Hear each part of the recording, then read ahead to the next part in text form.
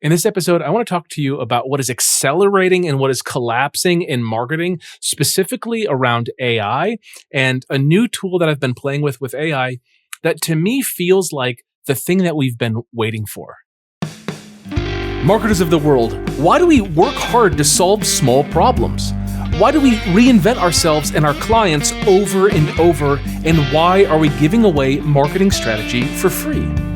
With advancements in AI, we're all seeing the marketing department shrink from the bottom up, and companies need you to serve them as their fractional chief marketing officer.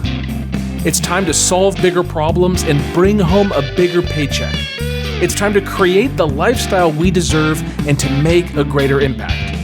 This is the Fractional CMO Show, and I'm Casey Stanton. Join me as we explore this growing industry and learn to solve bigger problems as marketing leaders.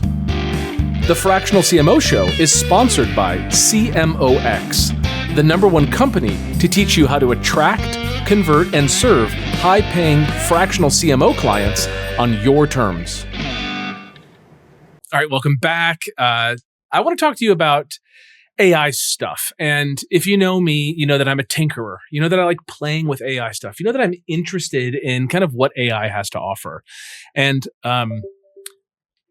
a few years ago, I wrote my second book, Find Your CMO. And when I was writing it, I gave myself the opportunity to play with AI enough to decide, should I go all in with AI and like leave this fractional CMO thing behind, or should I stay a fractional CMO? And it became clear to me that the answer is be a fractional CMO, but understand technology and leverage it appropriately. So this isn't me to come over here and say that I'm some AI maximalist. I think AI is overused in a lot of places. I think that there's a lot of bad things about it. I think that, for example, I found recently that kind of everything that I'm reading online is just generated by AI. And for that reason, it all sounds the same. And it's like the same person is wearing different faces and saying something to me, and I'm just so sick of the same turns of phrases and ways that LLM generated content looks and reads. It's just frustrating to me, and I hate it. So I think that that's like an overuse of it. I think that some companies have adopted AI way too aggressively, and they've gotten bad results, and that makes sense because they didn't really understand the tool and they believe some panacea. I think that there's the charlatans on the internet that are selling like some AI one fix that will solve all your problems, kind of like a la Russell Brunson, this like you're one funnel away from success. Like rarely is that true. Like, what are you really like? Messaging, offer, churn, actual customer satisfaction. You're a lot of reasons why you're not successful. Your clients are not successful. Businesses are not successful.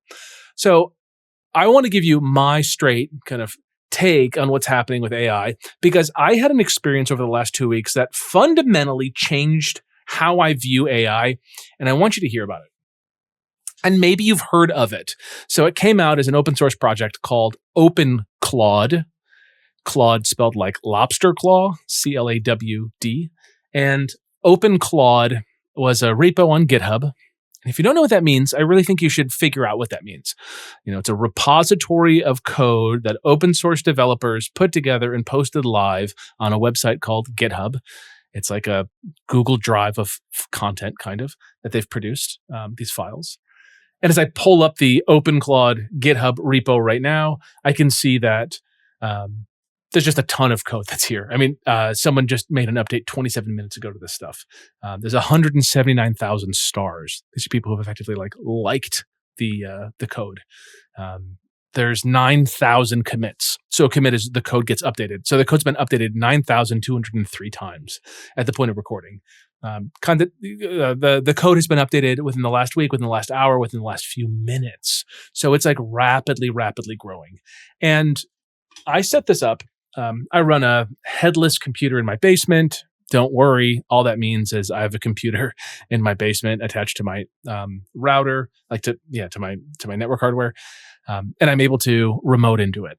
It's a pretty simple setup. If you're interested in that kind of stuff, super useful to have a secondary computer that you can kind of break and do dumb stuff on. You probably have an old laptop. Just like set the power so that it doesn't turn off when you close the screen. The monitor can turn off, and then turn on SSH and remote desktop on it, and that's it. And then you just download the Microsoft Remote Desktop, or maybe there's something for Apple, and you can remote into that computer. So here I am sitting at my office desktop, playing with this computer in my basement that's kind of secluded on the network so that it can't hurt my other devices. And I installed the software called Claudebot. And it was a pretty simple install. It's command line. So if that feels funky to you, I get it. But I followed the instructions, and then I grabbed my Claude.ai API key. Then I put like $25 in tokens into Claude. And that was it. And I linked it into Slack. That it was actually kind of arduous. That took me over an hour. But finally, I got someone in Slack. I got a new character, a new person on my team in Slack that's connected to Claudebot and to Claude. Whoa, that's a lot of stuff. Here's what happened. With that, I gave it information, and it did work for me in the platform of my choice, in the platform that I preferred. Like, think about right now. One of the problems that you have, I assume, with AI is that AI exists on the AI platforms, but you don't exist on the AI platforms. You're on Google Meet. You're on Slack. You're on, God forbid, Teams. You're living in that platform. You're living in your email. You're living in those places. And then when you want to go ask AI, what do you got to do? You got to go over to Copilot or Gemini or wherever, Claude's desktop app or Claude.ai or ChatGPT.com or whatever, and you go type in your request there. But really what you want, what I think we're all after, is this collapsing of the technology so that there are no walls between me and it.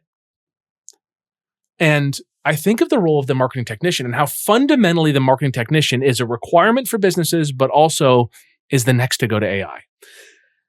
At least a lot of the components of what a marketing technician does. So zoom out. What's a marketing tech? When I look at businesses as a fractional CMO, the goal is to develop the strategy and leadership, and then the labor happens from someone else. That's the implementation.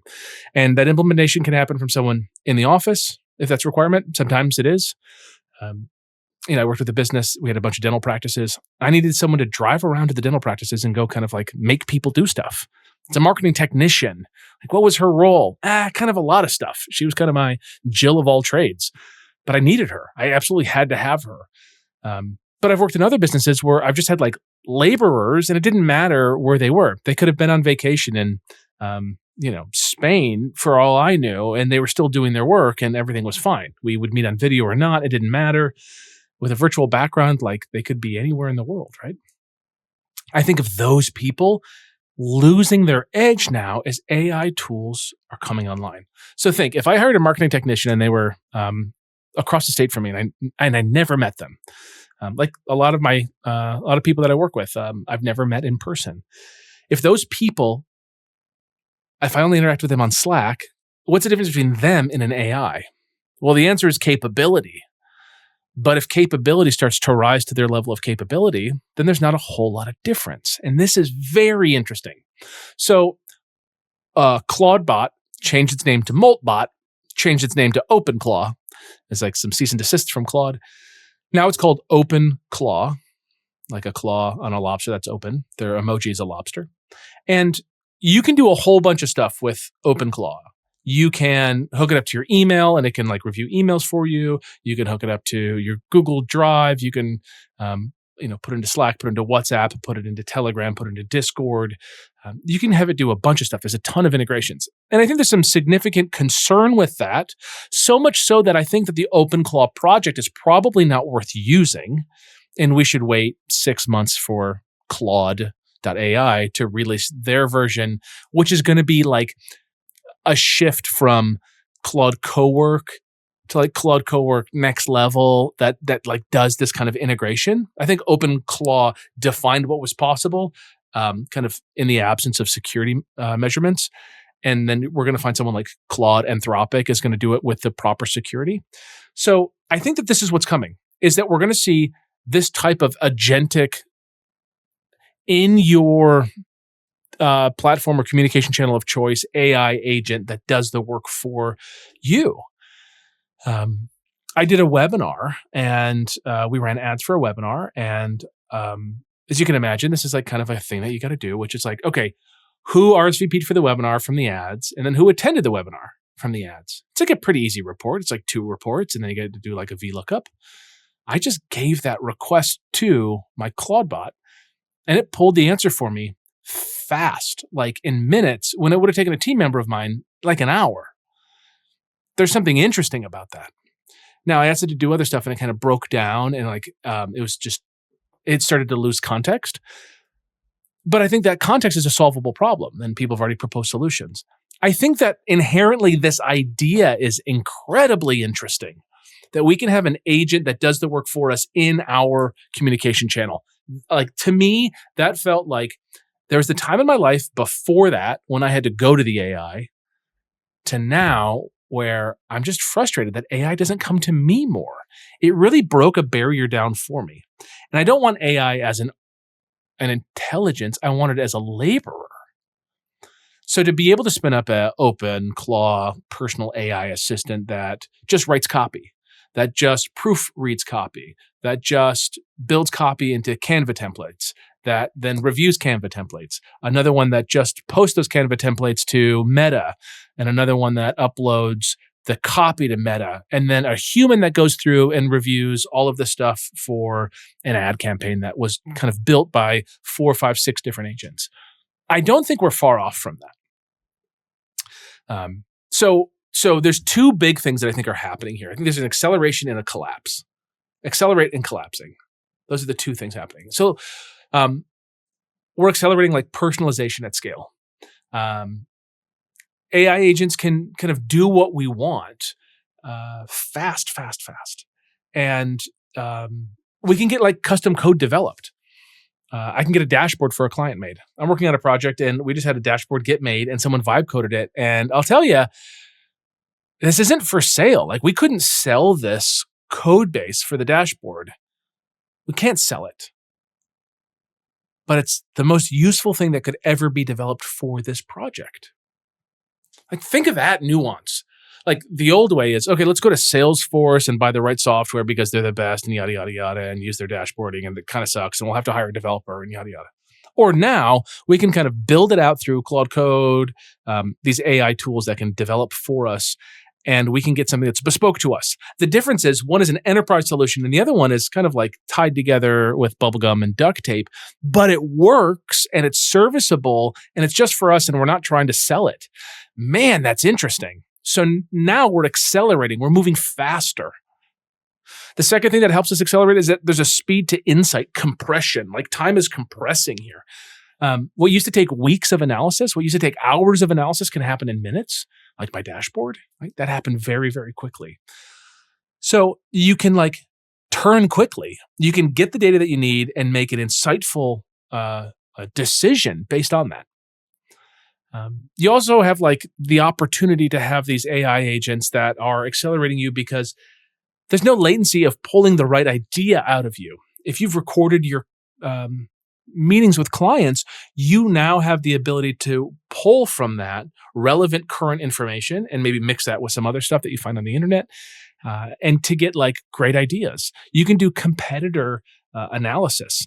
I mean, before, competitor analysis used to look like in the days of direct mail, which is receive the letter from someone, like be on the mailing list, receive it, take that letter, rewrite it yourself manually, pull up, maybe go to the office and dig out all of the files of all of the history and the proof and all of that stuff, and then like rewrite it and then take it to the typesetter and then print a couple copies and test it with a small audience. And it would take months maybe to swipe someone else's marketing from them.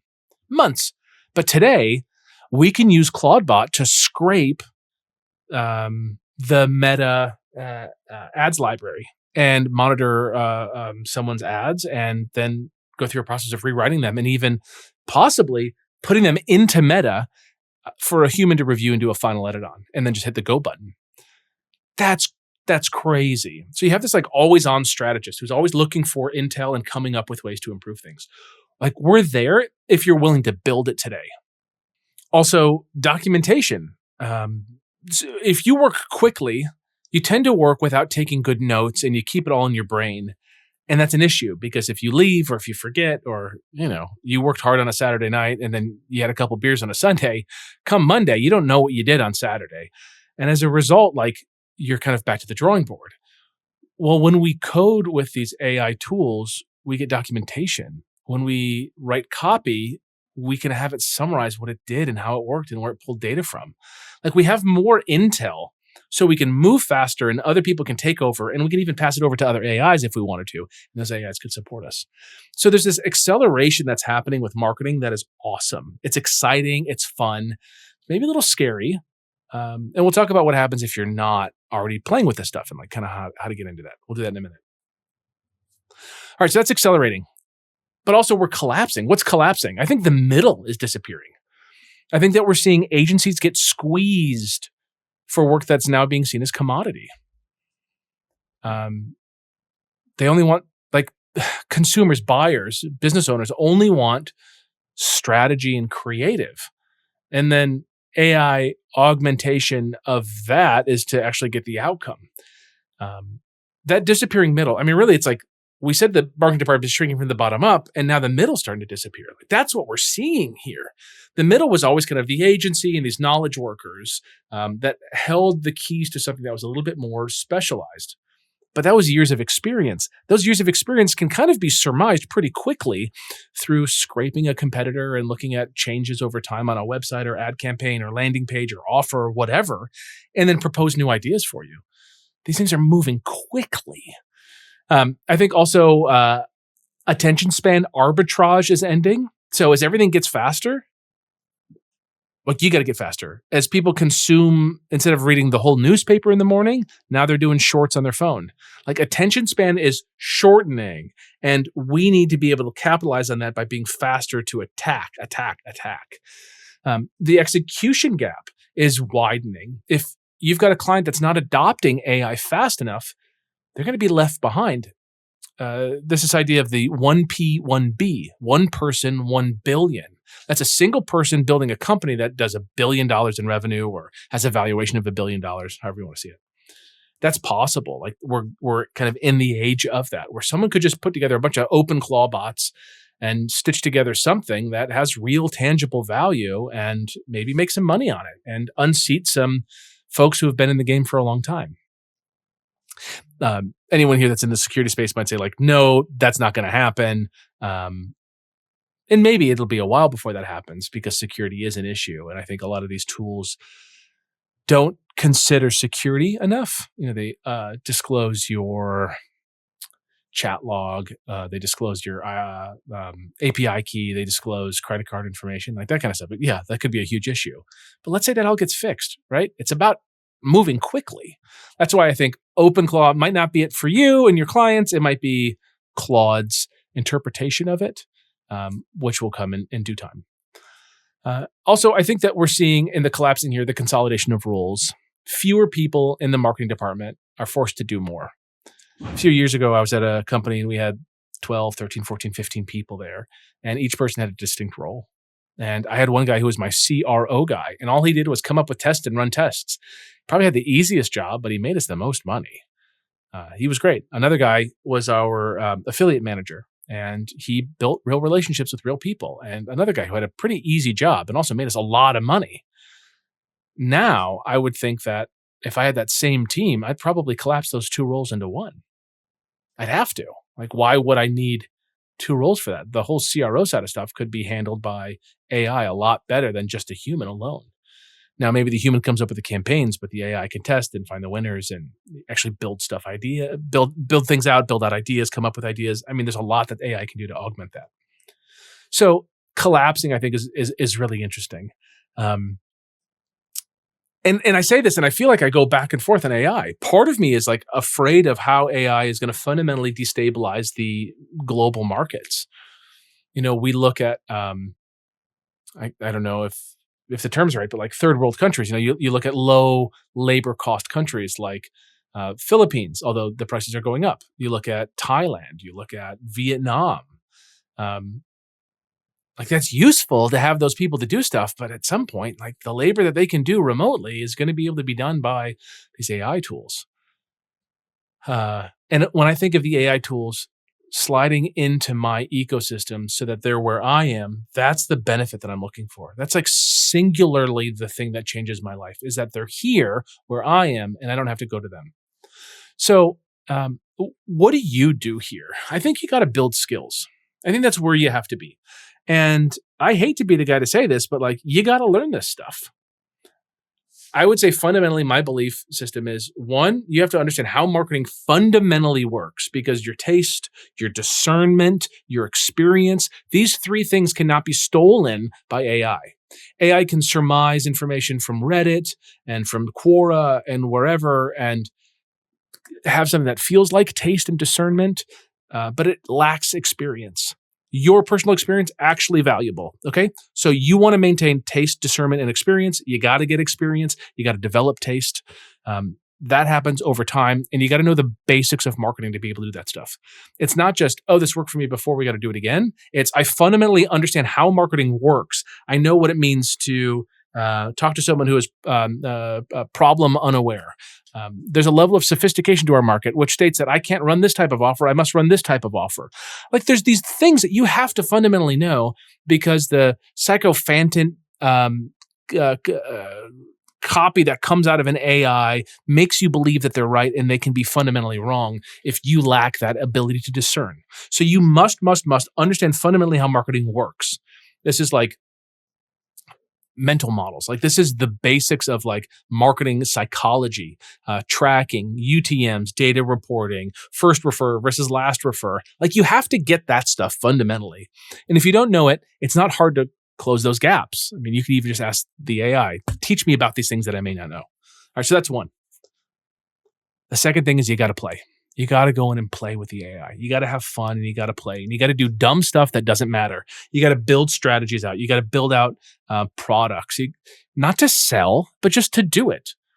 A few months ago, I found, and maybe I've shared this before, but I found a GitHub repo for Wikipedia, which is Stanford's health lab. I don't know. It's Stanford University. They have like a clinical health trial group. I don't know what it is, if it's a lab or if it's whatever, an organization. But they've developed Wikipedia, which is, it connects to all the smart devices in your life. So maybe you have a Whoop band or a Oura Ring or an Apple Watch or a Fitbit or whatever. And they've taken a lot of those and they've figured out a way to exfiltrate the data. I said, oh, that's interesting. You know, I wear a Whoop band and like this would be interesting. Oh, it also works with the withing scale and some other stuff. So if you have all of this data in your life, you could say, what would be an interesting project? Well, would it be cool for me just to pull all that data into one place and then have AI review it and just like tell me where I am based on my goals?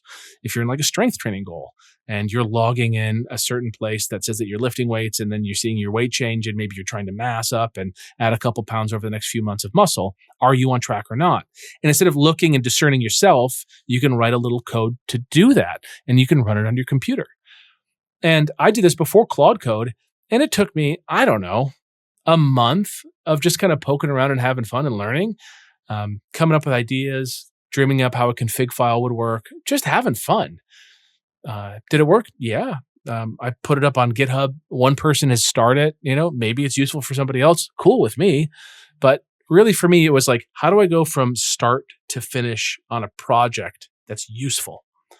I mentioned I vibe coded a dance mode button for my kids. So fun.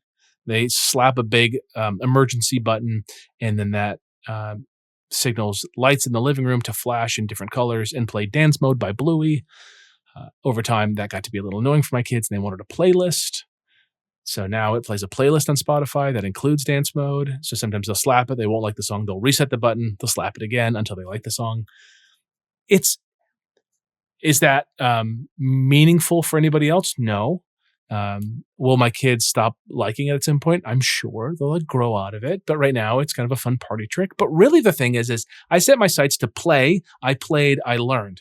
What's the direct application of that? I don't have one for you. Like that's the idea here is I don't have that application for you, but you got to go play. You got to go try something. Like consider this. What would happen if all of your conversations, all of your meeting notes from your clients were in one place that you could query? Is that useful? Cool. Go build that. Like that's easy. Maybe that's all your Zoom calls. Maybe there's another thing that you have to think like, where else do I have conversations and how could I record it? Maybe go get Plod or Limitless.ai. I guess they just sold to Meta, so I don't know what they're called now or if they're still in business. But you would get a tool like that would start recording conversations that weren't on Zoom. Like solve that problem. Identify a clear problem for you to solve.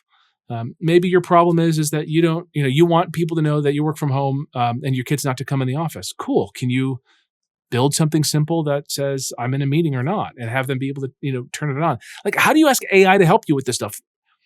I think it's fun in the physical space, but maybe you want it only in dashboards. How do I get certain data from my clients? How do I look at this as a dashboard? How do I get a dashboard coded up?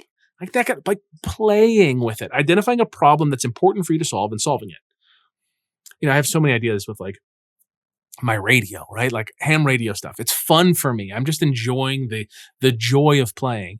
I feel like a chef who has a cookbook and finds a recipe and says, I'm going to do that one. And I do it. But I don't have the same pan, so I have to do it a little bit differently. And I don't have those apples, but I have these pears. So I'm just going to play with it a little bit. I'm going to make my own creation. And the satisfaction when you do that, or the satisfaction when you do your knitting, or your satisfaction when you do your knife making, or when you build a bicycle, or whatever the thing is. You understand that satisfaction. I want you to find that in the playing with the AI and get comfortable in the space. Because we're accelerating and collapsing, and the acceleration is going to leave you behind, and it's going to be harder to get back.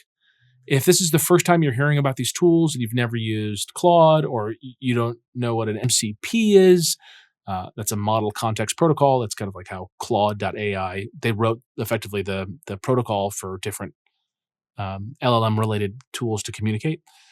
If you don't know what that is, look into that. Like, go play. Go have a curiosity to this. And find a project that's fun for you.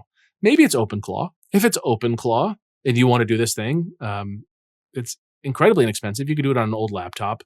If you don't have something like that, just go buy a Raspberry Pi 4 and set it up at home. Read some guides on how to do it safely. Don't be an idiot. Don't put credit card numbers on it.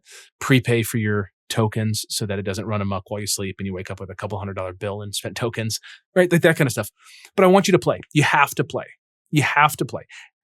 Where we're going with agentic AI that takes place of the human is exciting for me. It's, again, the first time I felt, oh my God, this is different. This feels different. This tastes different. My life is different. In 6 months, Claude's going to come out with their own version of Cowork 2.0 or whatever that's going to be able to do all this stuff. That's going to change everything, I think. I really think that's going to be a fundamental shift in replacing human laborers. And the other side is you can't just live in that world. You got to understand the fundamentals of it. It's the person who understands how to troubleshoot their parents' Wi-Fi. Is that your job? Like your parents call you up and say, hey, the Wi-Fi's not working. And you're like, okay, well, can you reset the router? Like fundamentally, you understand that there's like stuff that happens. I don't want you to live at this level of abstraction where you just say, oh, I just say, fix the Wi-Fi and it fixes it. Like you want to know the things to do. You want to say like, okay, well, there's a wire that comes into the house that goes into a modem, and that modem goes into a router. Let's unplug both of those and then plug in the modem and wait a minute and then plug in the router. Does that fix it? So that's what you're looking for kind of again and again and again. It's like understanding the fundamentals of these things. So that's it for today. I hope this gave you maybe some information. I'm a believer in AI. I'm also a believer that AI is overused, but this specific vector of support, which is human-like support, I think it's fundamental to us, and I think it makes us better as fractional CMOs. I mean, I've never been the guy who says, I'm going to bring my agency in with me. I'm going to bring in my talent with me to do this work. That's not what I want. But I could see a future where I say, hey, I'm going to bring in these AI assistants to help us with stuff. That could happen. I think that's pretty exciting. So go play with AI. Set up your own GitHub account. Get comfortable. You don't have to learn to code from scratch, but you got to learn where code goes. You got to learn how this stuff works. Follow a README file. Have some fun. Look up Claude soul.md and learn about what the soul document means for these AI tools. Fundamentally understand this stuff. And I don't want to give you everything. Just like have a curiosity to go chase it down and figure it out.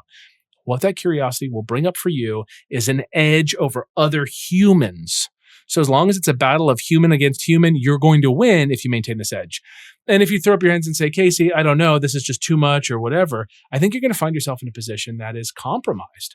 And someone somewhere else is going to come after that job because they have the ability to understand how things work and how things can work better, and then the tools to like prompt it to get them to work. So the last thing I'll say here is I don't think you need to be the person that codes stuff. I'm not saying be a CMO that also codes things. No way. But I want you to say like, okay, we're building a website. I'm going to run over to Lovable and I'm just going to make like a new variation of the website and just give that as a one shot. I won't even pay for it, right? I'll just do the free version. I'll have Lovable rebuild it. I'll give it a good prompt and that'll get me started. That'll get me 50, 60, 70% of the way to a redesign of the website for the client. Boom, that's done in like one prompt, like in 2 paragraphs. You walk away, you come back after lunch, it's built, and then you send a screenshot of it to the designer and say, hey, mock this up and think about these things. And like they're going to get there faster. Your turnaround time is shorter. The cost for things is going to be less because you're playing, because you're having fun, because you're in the game. That's going to give you an edge. People are going to be excited about that. When they think of bringing in a CMO, they're thinking of bringing in a CMO, but also one that knows AI. It's like, that's a powerful edge. That's where I want you to be. And if you want my help, if you want to know what's working, if you want, like while we were on this, one of our CMOs inside Boardroom replied back, Claude Cowork is really blowing my mind this week. Yeah, 13 minutes ago, one of our members just said that. Another one said, yeah, Cowork is awesome. What else did he say? Then I discovered that you could schedule prompts using Claude Coworker in Chrome. So now I have it auditing my something. Amazing, right? Show up with CMOs that are playing the game right now, this moment, by joining the CMOX Accelerator. You can do that at cmox.co/call, cmox.co/call. And listen, we're limiting the seats that are inside the accelerator. So as you're listening to this, I don't know how many seats are left for the month, but we keep a closed door. And if folks want to join, sometimes we have to push them back a little bit. So if you're eager to join, have the conversation with us sooner than later. So that, if we have room, then we'll let you know about it. Otherwise, you're going to have to wait. All right. Thank you so much for tuning in. And I can't wait to hear like what you've been playing with and what you've learned and what you're building. All right. See ya. Bye. Thank you for sticking around for the full episode. As you know, learners are earners, but you've got to take action on what you heard today. For more information and show notes, visit fractionalcmoshow.com. If you'd like me to answer your questions on an upcoming episode, you can share your question at fractionalcmoshow.com. And last, please hit the like and subscribe button so that I know that this content is helpful to you. All right, go get them.